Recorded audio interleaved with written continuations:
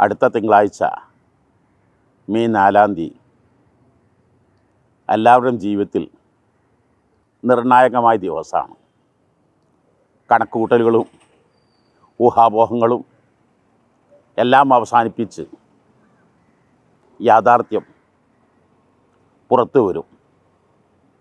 ഓരോ മണ്ഡലത്തിലും പല സ്ഥാനാർത്ഥികളുണ്ടാകും, പല മുന്നണികളുണ്ടാകും. പക്ഷേ ഒരാളെ വിജയിക്കൂ.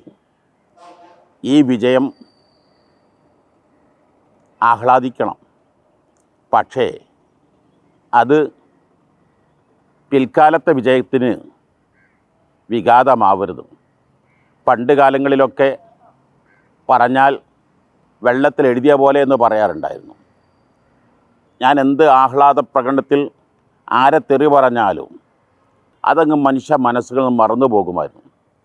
ഇത് സോഷ്യൽ മീഡിയ കാലമാണ്. പറയുന്നതെല്ലാം പകർത്തിയെടുക്കാനും അടുത്ത ഇലക്ഷനിൽ എൻ്റെ എതിർ സ്ഥാനാർത്ഥി, എൻ്റെ എതിർകക്ഷി, ഞാൻ ആക്ഷേപിച്ചവൻ എനിക്ക് ആവശ്യമായി വരുമ്പോൾ ഈ ക്ലിപ്പുകളാണ് ഇന്ന് പലപ്പോഴും വിനോദമായി മാറുന്നത്.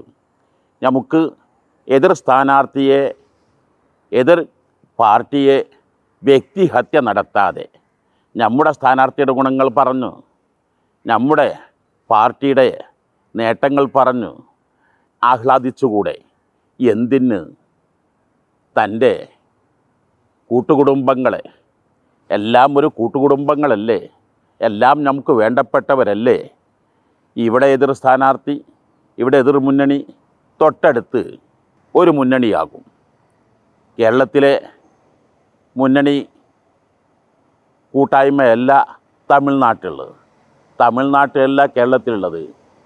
ഒരേ സമയത്ത് തന്നെ ഇലക്ഷൻ നടക്കുമ്പോൾ നമ്മളിവിടെ നിന്ന് ആക്ഷേപിച്ചതെല്ലാം അവിടെ അവർക്ക് വലിയ നേട്ടമായി അവതരിപ്പിക്കേണ്ടതാകുന്നില്ലേ?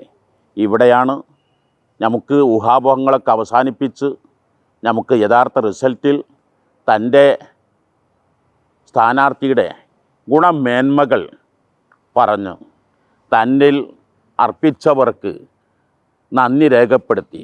പ്രത്യേകിച്ച് വിജയികൾ മനസ്സിലാക്കേണ്ടത്, എൻ്റെ വിജയം ഇത് അന്തിമ വിജയമല്ല. ഇനിയും ധാരാളം വിജയപ്പടവുകൾ ഞാൻ കയറേണ്ടതുണ്ട്.